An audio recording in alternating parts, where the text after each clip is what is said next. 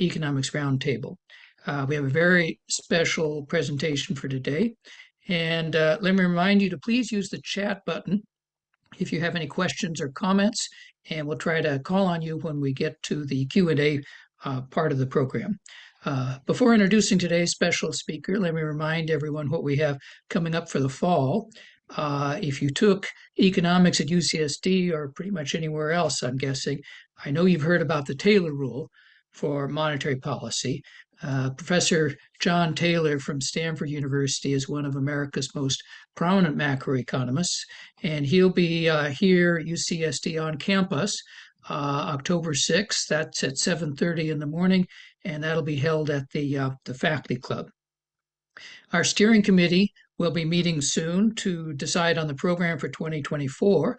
So if you have any thoughts on topics or speakers you'd like to hear in next year, please contact one of the members of the steering committee and let them know, or any feedback about the program. Our steering committee is Isaac Martin, Ed Jofo, Melissa McGrain, Joe Marshall, Terry Moore, Alan Evan, Don Billings, Jeff Lewin, and Stephanie Venti. Let me also take this opportunity to thank our co-sponsor, the Department of Urban Studies and Planning, thank our corporate sponsor, the CFA Society, and our other sponsors, Terry Moore and Sullivan Hill. And let me push the record button now. I don't have the record button. I started it, Jim. Sorry. Oh, you started it already. Okay, yes. Great. I see. All right. Well, now for today's event. So again, to remind everybody, we are recording the event. We plan to broadcast it on YouTube after the event. So whether you're talking about the economy or the market or housing, all eyes are on the Federal Reserve. Where are we now, and where are we going to be headed from here? I'm so thankful that Loretta Mester was willing to take some time out from her very, very busy schedule to share her perspective on those questions with us. She is the President and Chief Executive Officer of the Federal Reserve Bank of Cleveland. In that role, she participates in the formulation of U.S. monetary policy and oversees more than 1,000 employees who conduct economic supervise banking institutions, promote community development, and provide payment services to depository institutions and the U.S. Treasury. She's an adjunct professor of finance at the Wharton School of University of Pennsylvania and holds a PhD in economics from Princeton University. President Mester represents the 4th District on the Federal Open Market Committee.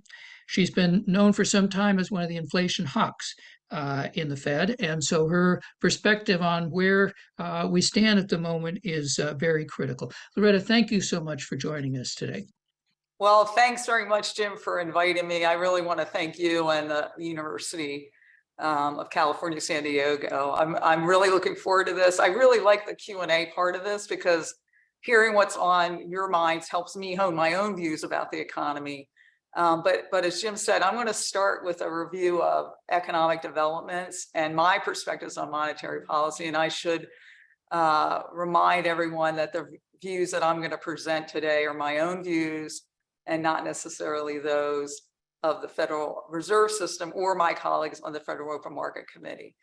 So I'm going to show a few charts along the way, which will hopefully illuminate things. So if you think about since the start of early last year, the Federal Reserve has been tightening the stance of monetary policy. We raised the target range of the Fed funds rate by 5 percentage points since last March. And we're also reducing the size of the Fed's balance sheet by allowing assets to roll off in a systematic way. And we had posted a plan announced in May of 2022, which told people how we were going to do that. And that's also helping to firm the stance of monetary policy.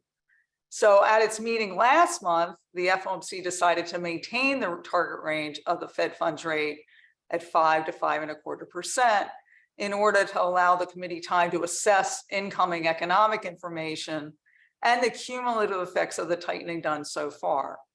Now, That tightening of monetary policies led to a broader tightening in financial conditions, and banks have been tightening their credit standards, making credit less available to businesses and households. And that's what I'm showing on the right-hand chart there. Also, treasury yields, mortgage rates, and credit spreads have been rising. Now, the FOMC has taken those policy actions to combat high inflation.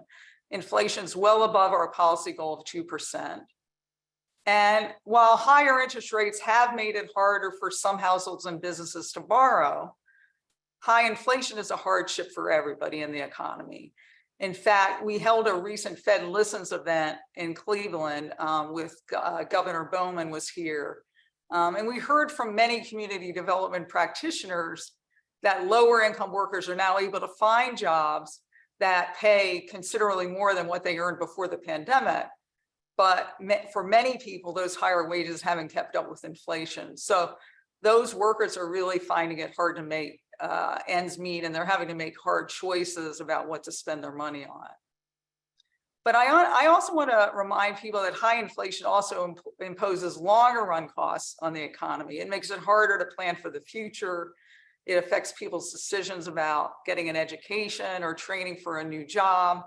And it affects business decisions about whether to invest in new plants and equipment.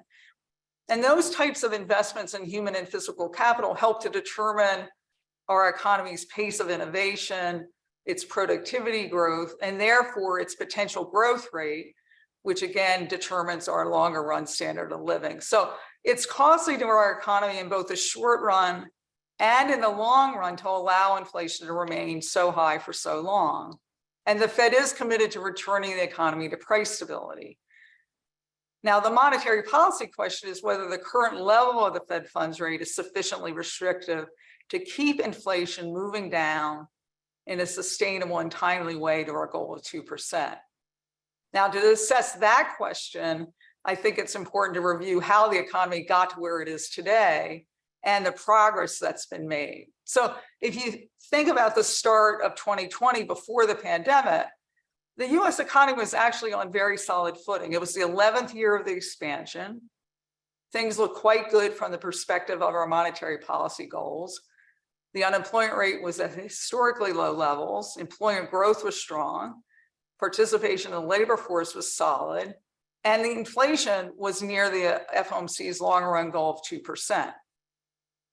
But the pandemic changed all that.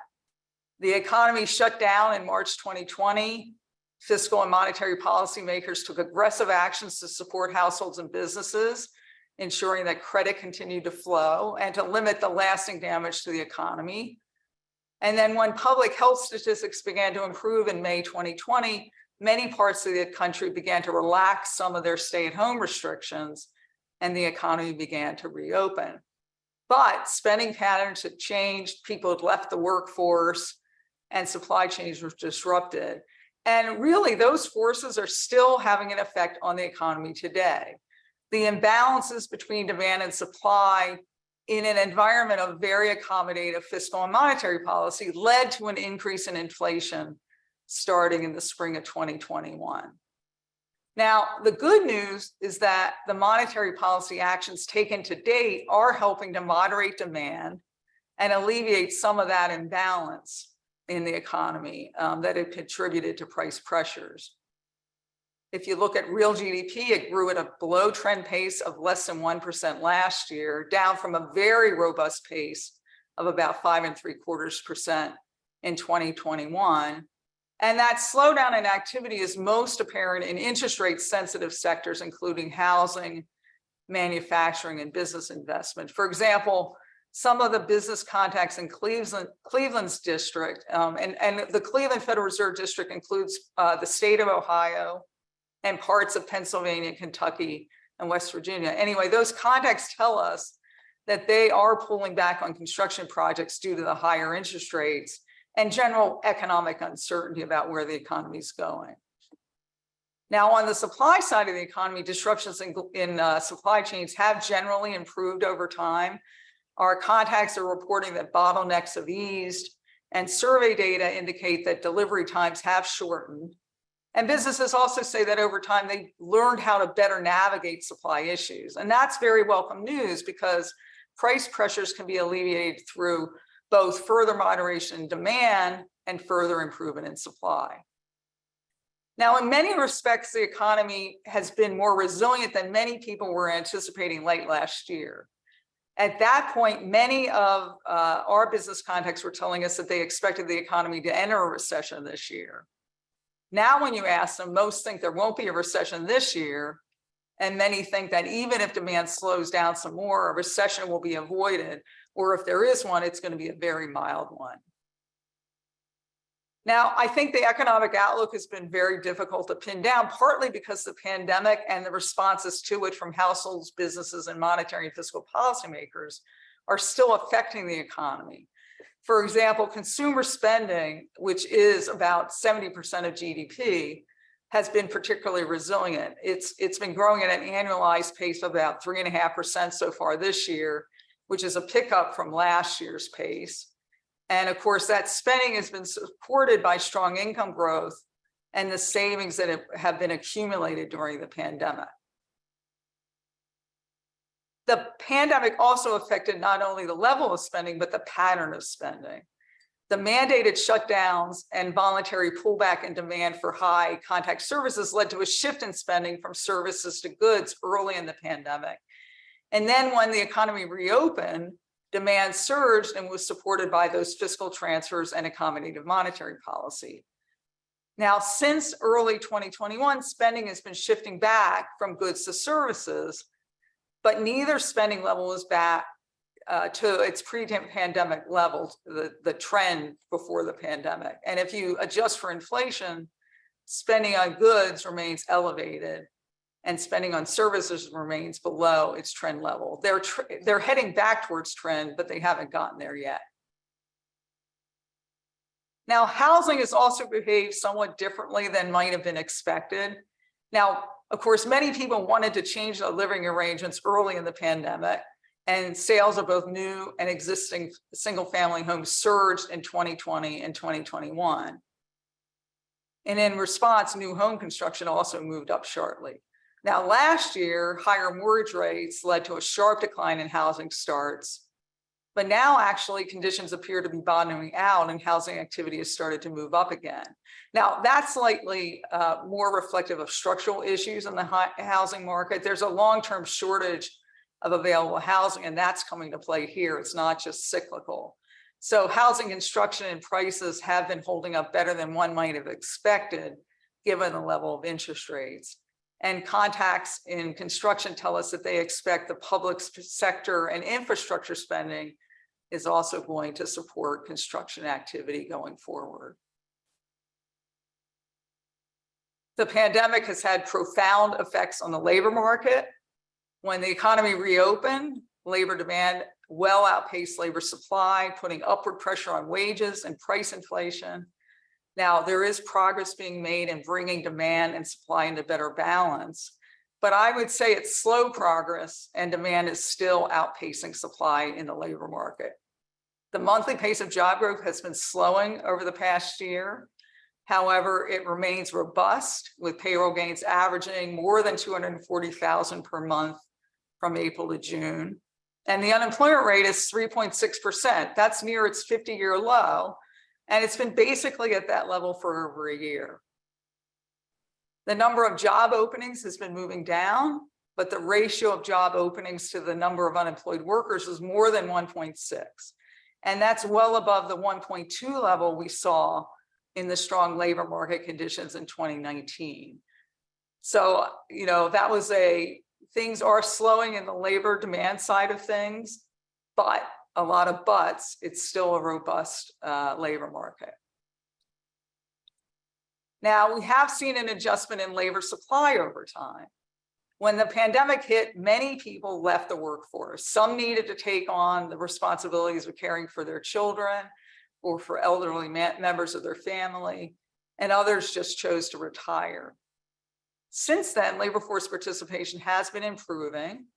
And, as you can see here, the total labor force participation rate, so people age 16 and above, in green is still below what it was before the pandemic, but the participation rate of prime age workers between the ages of 25 and 54 is now higher than its pre-pandemic level. And that's also helped to ease some of the imbalance between labor demand and supply. Now, these strong labor market conditions aren't necessarily a problem. In fact, they provide a pretty good basis for a scenario in which inflation moves back down to 2% without a recession. The real question is whether the current strength in the labor market relative to supply is consistent with price stability.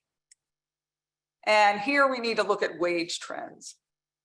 Now, by some measures, wage pressures have moderated, and firms tell us they're not expecting the outsized wage gains of the last couple of years to persist, except for those people with skills that are particularly in demand. Nonetheless, wages are still growing at an annual rate of about 4.5% to 5%. And that's well above the level consistent with 2% inflation, given current estimates of trend productivity growth. Indeed, for wage growth at the current pace to be consistent with price stability, trend productivity growth would need to be 2.5% to 3% instead of the current estimates of 1% to 1.5%. And we haven't really seen any evidence that trend productivity growth is rising. In fact, productivity declined over the past year. Now, another thing affected by the pandemic, of course, and the responses of households, businesses, and policymakers to it has been inflation, both in the US and globally. And in the US, inflation began to move up sharply in spring of 2021, reflecting pandemic-induced imbalances in supply and demand in an environment of accommodative monetary and fiscal policy. And then Russia's invasion of Ukraine in February 2022 led to additional inflationary pressures, spurring higher prices for oil, food, and other commodities. And this high and broad-based inflation is very different from what the US experienced during the long pre-pandemic expansion. If you remember back then, it was late in the expansion, until very late in the expansion. The main concern during that expansion was that inflation was running below our longer run goal of 2%. So this is quite a bit different than that experience. Now, the good news is that progress is being made on inflation.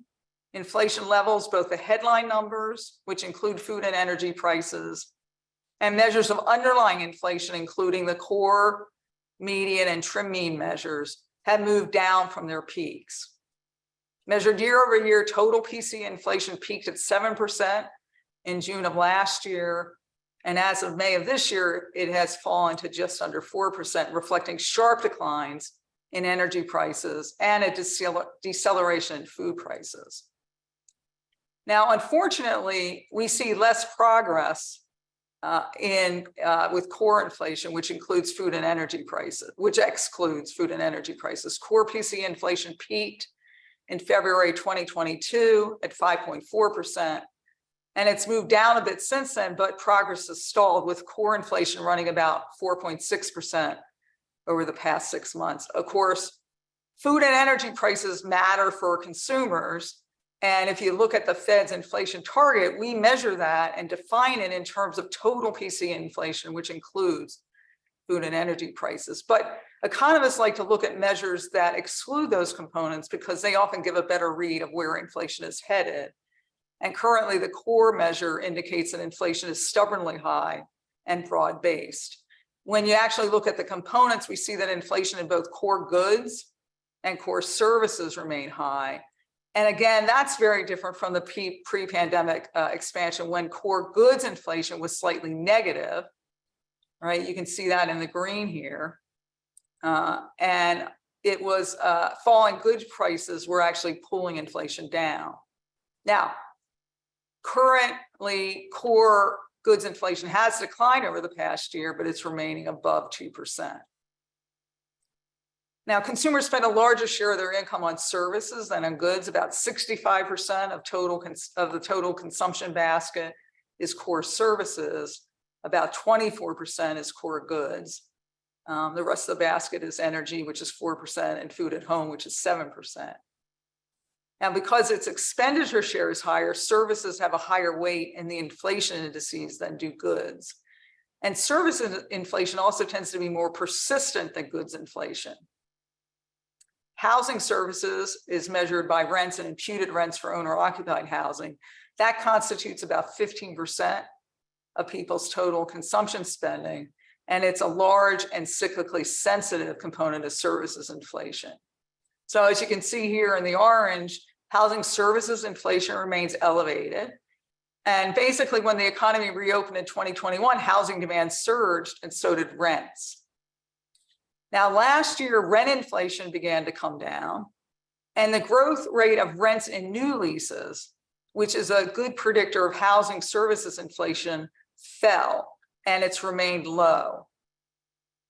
Cleveland Fed research indicates that it typically takes about a year for that deceleration in new lease rents to show up in the measures of housing inflation. So we are expecting to see housing services inflation to move down this year. Now, inflation in core services excluding housing, which accounts for 50% of total consumption, tends to be sticky and correlated with wage inflation and the strength in the labor market. And although inflation in this component slowed in May, it has shown little improvement over time. So if we're going to achieve our longer run goal of 2%, we're going to need to see continued sustained disinflation in the prices of goods, housing, and core services excluding housing. And to achieve that, we're going to need to see further moderation of demand in both product and labor markets. And that brings me to monetary policy. So the Fed has come in an appreciable way in moving monetary policy from a very accommodative stance to a restrictive one. And we're closer to the end of our tightening phase than the beginning. Now, because monetary policy affects the broader economy with a lag, some of the tightening already in place will help further moderate demand in both product and labor markets, thereby easing price and wage pressure. So I do expect inflation to move down further this year, although it's going to take longer to reach our 2% goal. That said, the economy has been showing more underlying strength than anticipated earlier this year, and inflation has remained stubbornly high with progress on core inflation stalling. So in order to ensure that inflation is on a sustainable and timely path back to 2%, my view is that the funds rate will need to move up somewhat further from its current level and then hold there for a while as we accumulate more information on how the economy is evolving. So what I'm showing you on this chart is the median view and the dot plot from the FOMC summary of economic projections from June. And those projections are done 4 times a year. Each participant sends in projections for GDP growth, inflation, and the unemployment rate, as well as what they view as the appropriate path of monetary policy underlying those projections. And those projections in June indicate that all but 2 participants anticipate that further rate increases will be appropriate this year. Now, in addition to the current economic situation, risk management considerations also influence my current thinking that policy is going to need to tighten somewhat further to put inflation on a sustained one timely path back to 2%. So first, while policy is now in restrictive territory, it's less restrictive compared to many historical tightening cycles. That's what I'm showing you here.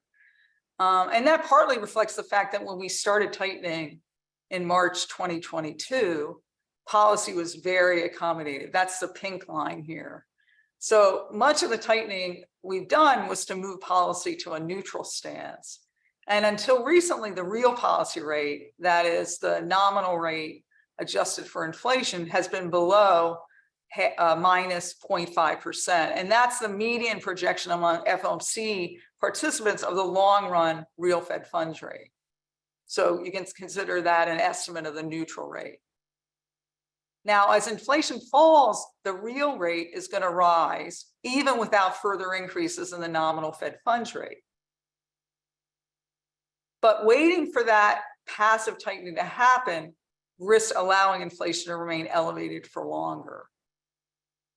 And influencing my view is that inflation has surprised us on the upside for some time. According to the June SEP, the median FOMC participant now expects inflation to remain slightly above 2% at the end of 2025. And that's the farthest out that the projections go. And if that does come to pass, then inflation will have been above our goal for over 4 years.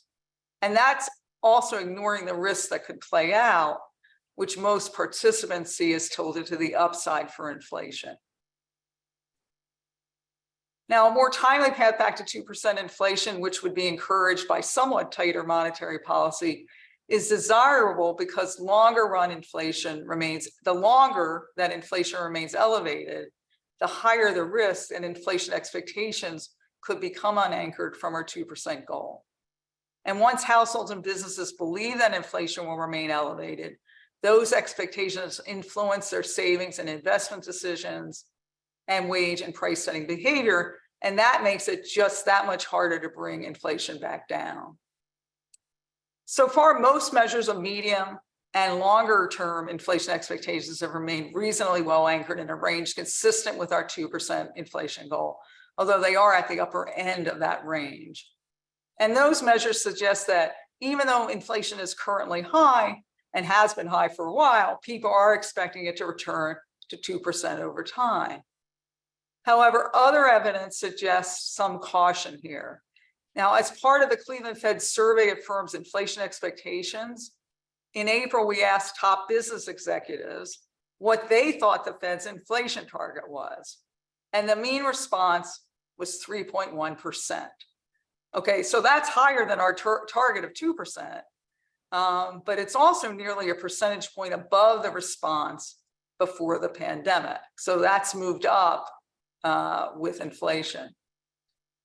In addition, recent research by Cleveland Fed economists indicates that although short-run inflation expectations tend to move with gasoline prices and the prices of other salient items like food, we shouldn't ignore their persistently elevated levels entirely and focus only on longer-term expectations.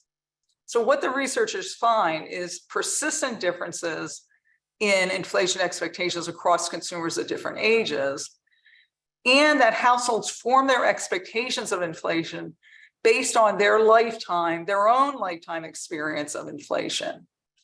And what they do is they embed that mechanism into a conventional new Keynesian model of the economy, and that results in inflation shocks being more persistent than they otherwise would be, and that the optimal response is for monetary policy to tighten when short-run inflation expectations rise, even if longer-run inflation expectations are stable. And the reason that is optimal to do is that helps limit the experience households have with high inflation, which then helps to keep inflation expectations anchored in the future. So I believe a somewhat tighter policy stance is going to help achieve a better balance between the risk of tightening too much against the risk of tightening too little. And tightening too much, of course, would slow the economy more than necessary and entail higher costs than needed to get inflation back to goal. But tightening too little would allow high inflation to persist with short and long-run consequences and necessitate a much more costly journey back to price stability. So I think a slightly higher policy rate would roughly equate the probabilities that the next policy move will be a tightening move versus a loosening move. And that would be, in my mind, a good holding point as we accumulate more information about whether the economy is evolving as expected. If it's not, then we can adjust our policy rate either up or down as appropriate. Of course, while that's my current assessment, there continues to be uncertainty about the outlook, and the economy could evolve differently than anticipated. And my policy views are going to be informed by all the incoming economic and financial information, not only official government statistics, which tend to be somewhat backward looking, but also regional information gathered from our business, labor market, and community contacts, a variety of surveys on economic and banking conditions, and higher frequency data such as credit card spending, which tends to be more forward-looking. And all that information is going to help determine not only where the economy is, but also where it's going, and therefore inform our policy decisions. I also want to recognize that others may assess the outlook and the risk of the outlook somewhat differently than I do. And one benefit of attending FOMC meetings is hearing how other policymakers are evaluating things. While individual FOMC participants may at times have different assessments of appropriate policy, I want to leave you with the idea that there should be no doubt that we all share a strong commitment to setting monetary policy to achieve our statutory goals of price stability and maximum employment on behalf of the public. So that concludes my summary of economic and policy developments, and I look forward to our discussion. Thank you so much for a very informative presentation. So now we're ready for questions from our participants. And let me remind you, if you do have a question, please use the chat button, and then we'll call on you if you'll unmute yourself and briefly introduce yourself and ask your question. I'm going to exercise the host prerogative to start with the first question, to ask if you might elaborate on one of the points you made. You talked about the real interest rate, the nominal interest rate minus, say, the year-over-year change in the PCE. You mentioned that economists sometimes talk about the value R star. Real interest rate would be consistent with price stability in a long-run kind of situation, and that seems to have, as you mentioned, that's over time. What should we think about? What are the forces that have caused that to fall, and where do you think it is right now? Well, that's a good question. I mean, there is a debate going on about whether the pandemic has actually changed estimates of R star. And the estimates so far haven't moved very much, but of course we haven't accumulated that much data. I mean, some of the forces have to do with demographics, probably the biggest one. The population is aging, and so that changes the balance of supply and savings and investment decisions, and that has a downward pressure on R star.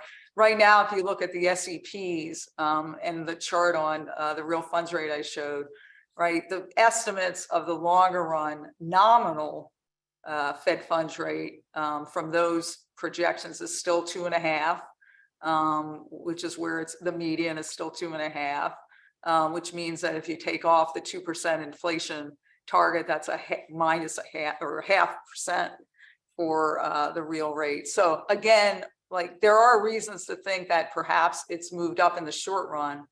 I think it's too early to decide that it's moved much from the long run, but there are other views on that. And so that's something that makes it difficult to actually assess how restrictive policy really is. But from my perspective, and looking at sort of the past tightening cycles, other than the last tightening cycle when inflation was running below our target for much of the time, we haven't really gotten that much restrictive. So again, there are a lot of reasons to think that maybe R star has moved. I don't think the evidence accumulated so far suggests much movement in that. And so I don't think that we are that restrictive so far, which feeds into my view that getting the funds rate up a bit more in nominal terms is probably where we need to be if we want to make sure that inflation returns to 2% over time. Thank you. Let's go now to Barry Demchak. If you'll unmute yourself, he has a question about details in the labor market. Barry? Yes, thank you. My name's Barry Demchak. I'm an alumnus of UCSD on the call and grateful for your presentation.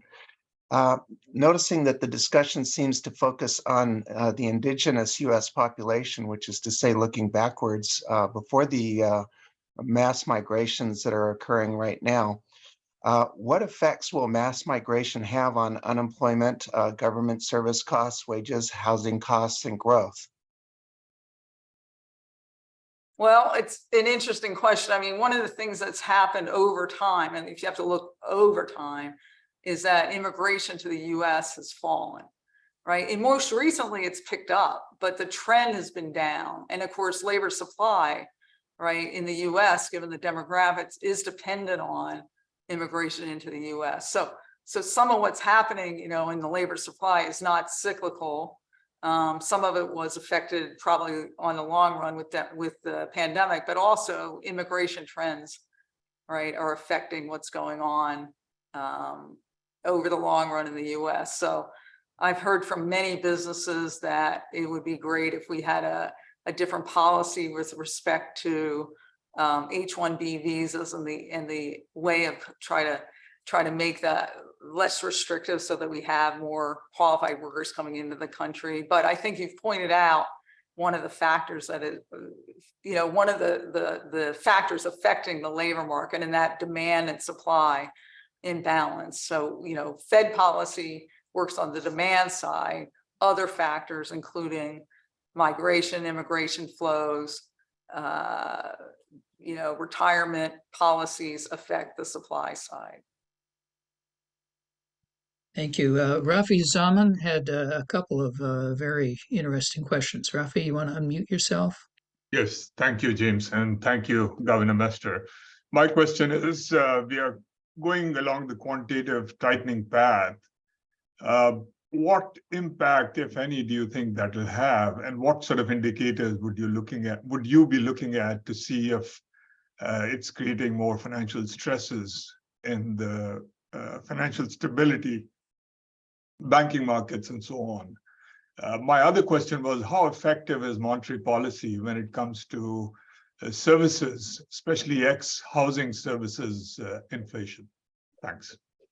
Yeah, so we certainly do look at the functioning of the financial markets.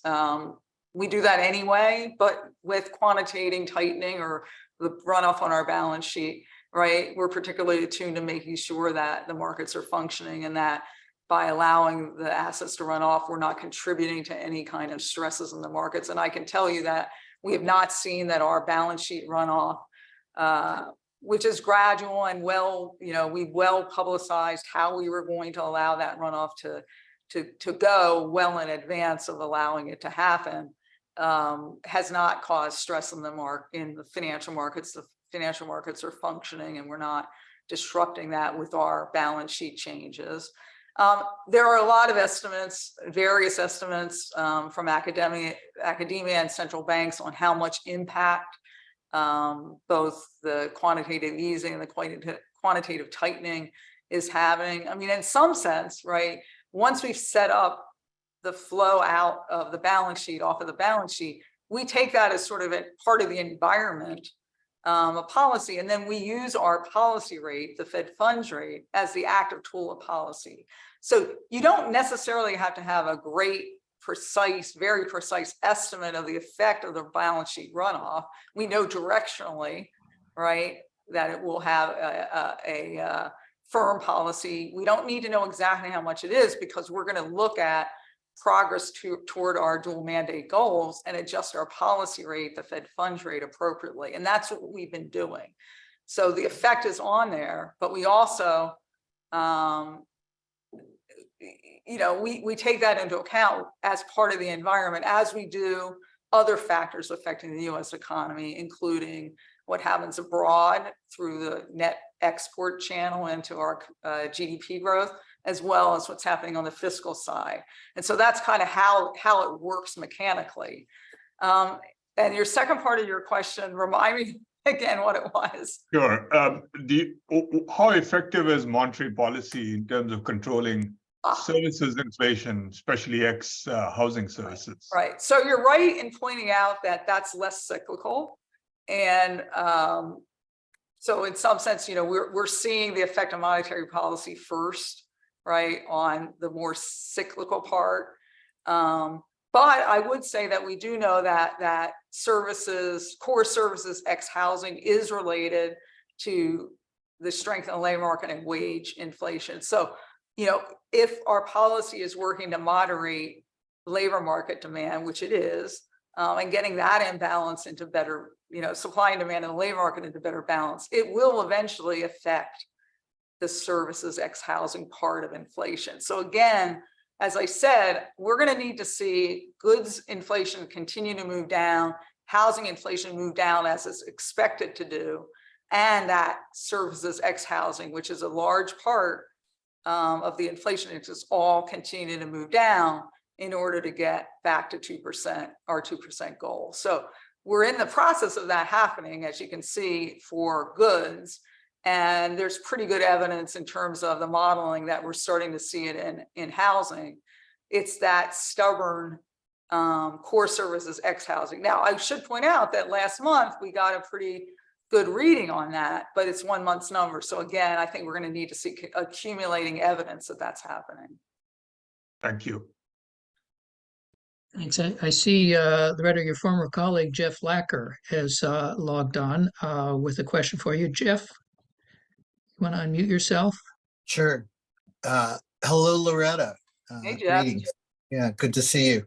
And good to see you so candid and speaking out. I think that's a good thing for the Fed. So I was struck by figure 11. I want to just say right up front that I think it's great to focus on the real federal funds rate. I think there's been some confusion a year or two ago about that in some Fed communications. I was struck, though, that in the current cycle, the current level of the real federal funds rate is close to the 04 and 06 episode and the 15-18 episode, but fairly far below, significantly below the tightening cycles started in 83, 88, 94, and 99. Yeah, that's the graph. Yeah. So I was wondering if you could elaborate on why the real federal funds rate about here is in the committee's judgment appropriate, because those two earlier cycles that it's closer to were ones in which there wasn't a real concerted effort being made to reduce inflation. 04, 06, sure, inflation averaged 2.9%, but core was about 2.25%, as I recall. So just curious as to where we should find a good reference point in this graph. And why. Well, you pointed out one of I like this draft because it helps me sort of perceive kind of where we are. The other way to look at this, and Jim mentioned that John Taylor is going to be the next speaker here in this series, is of course to look at sort of what would a Taylor rule tell you to be. But we all know that there are caveats about looking at the past to determine where the future is, right? So if you look at Taylor rules, and my colleague Jim Buller, the St. Louis Fed president, has done some interesting work on this, right? He would say that we still have more tightening to do. I take this as saying, look, yeah, the economy is different now. We had the pandemic, which I think explains a lot of what is going on here, and that's had pronounced, as I said in the prepared remarks, that's had profound effects on all parts of the economy. That can explain partly why this cycle looks different. But I don't want to throw this away entirely and say this time is different. I think this is just helping me to say that, with the current level of inflation, and yes, I think it's going to come down later this year as well. But are we high enough? Is it sufficiently high on the funds rate to get it back down? And I take this as a little bit of a cautionary tale, is that even though we've done a lot, and remember when we started moving and we moved aggressively, people were saying, wow, that's the tightest, most aggressive moves. And yeah, that's right. But remember, this shows you where we started.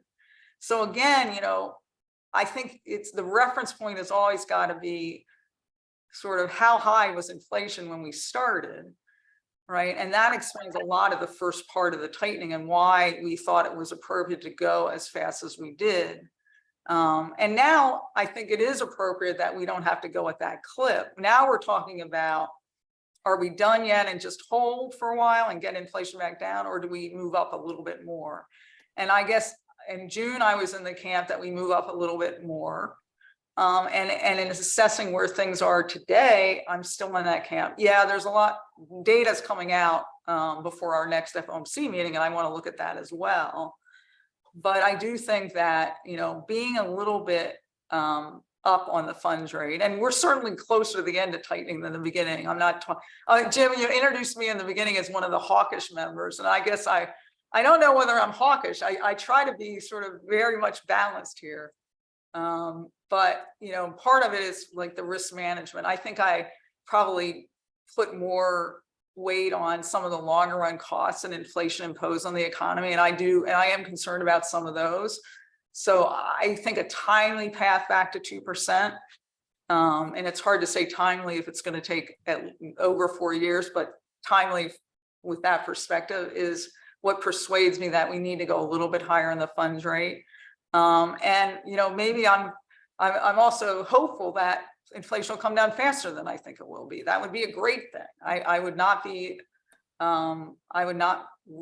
be unhappy about that. In fact, I'd be very happy about that. But based on my read, and this chart is helpful for me, at least, in sort of thinking about this, I think we have to go a little bit tighter and then hold for a while. We'll assess how things are. And if inflation does move down faster than anticipated, we can move the funds rate down. If it turns out that inflation is ending up being even more stubborn than anticipated, we can move the funds rate out. But I think we'd be in a better place of balancing risk of between over tightening and under tightening. So that's how I see it, Jeff. I see. Thank you. Julie Palillo has been waiting patiently for quite a while with a great question. Thanks, James. Yes, my name is Julie Palillo. I serve as Executive Director for Development for the School of Biological Sciences. So I'm staff at UC San Diego. And I recently took this role, so moved here in February. So of course, the housing prices, are of interest to me. And, you mentioned that inventory is low. And it's interesting because I moved here from Indiana and inventory is also low there. So I don't think it's just a California thing, as you mentioned, it's national. So how do you anticipate that will continue to affect housing prices, rent prices, and really how much longer is the inventory expected to be low? Thank you. And I've enjoyed your presentation this morning. Thanks. Congratulations on your new position. So you're right. This is not something that's just, typically you think it's going to be sort of in the Sun Belt and California and maybe New York and Boston.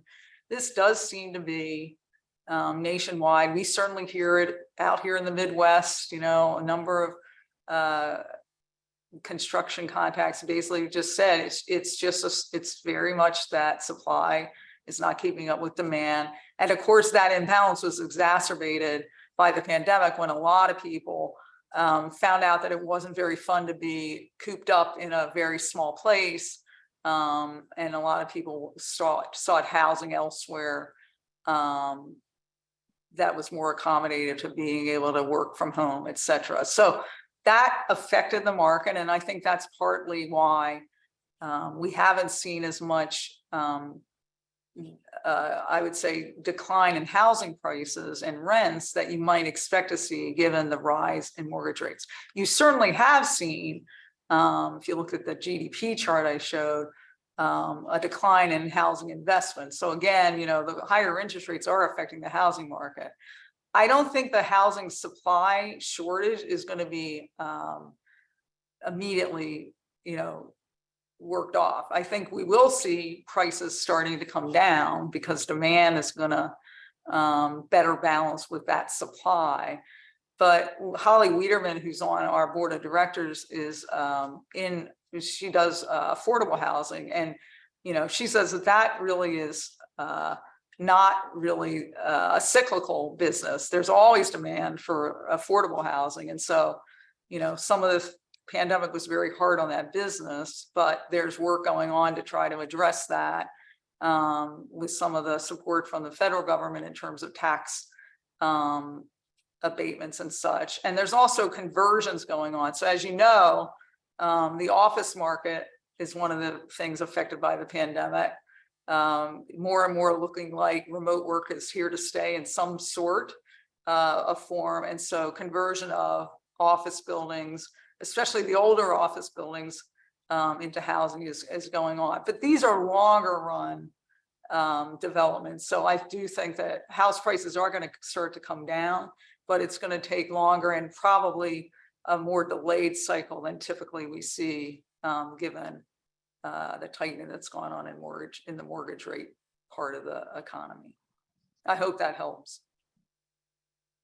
Yes, and it does. Don Belling, thank you.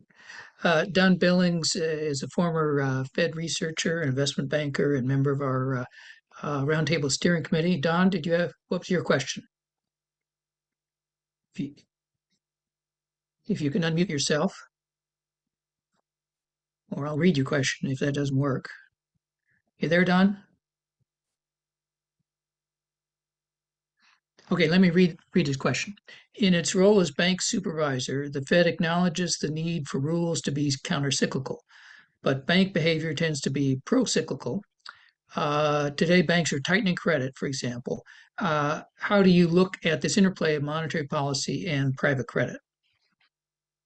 Well, so the mechanism, we control the Fed funds rate, but by controlling the Fed funds rate, right, it transmits to other interest rates, right? And it transmits to banks in doing what they do. So this tightening of credit, right, is a typical mechanism through which tightening of monetary policy helps to transmit through the economy.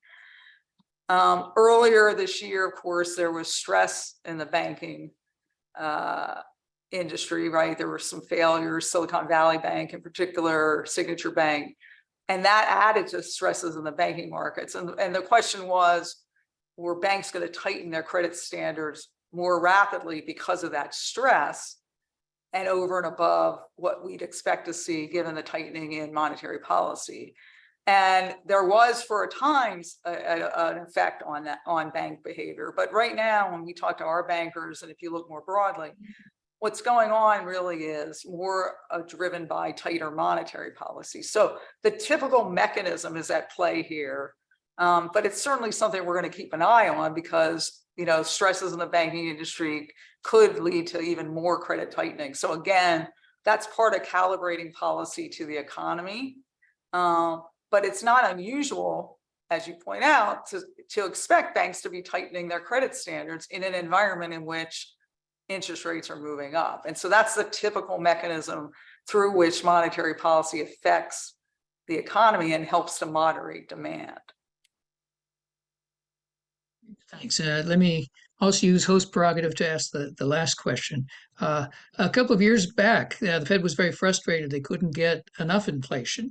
And so there was an evaluation of the operating procedures with some new proposals that the idea was to deliberately let the economy overheat a little bit in order to make up for some of the previous lower inflation. And there were some critics of that, including, for example, Charlie Plosser, with whom I know you worked many years at the Federal Reserve Bank of Philadelphia. And the critics argued that the Fed was overestimating its ability to fine-tune things. I'm curious, do those concerns have much sympathy with those concerns on the FOMC now at this point?